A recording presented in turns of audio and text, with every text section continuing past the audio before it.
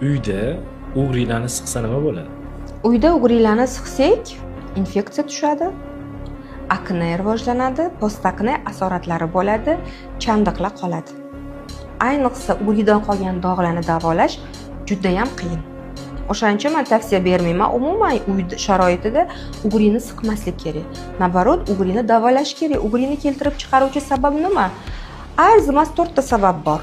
Birinchisi oshqozon ichak tizimidagi buzilishlar, ya'ni doimiy qabziyat, ich qotishi yoki-da gormonal o'zgarishlar, hayz siklini buzilishi bo'lishi mumkin yoki boshqa gormonlarni, gormon ro'sta deymiz, o'sish gormonlarini buzilishi bo'lishi mumkin. Har xil holatlarda gormonal narusheniyalar.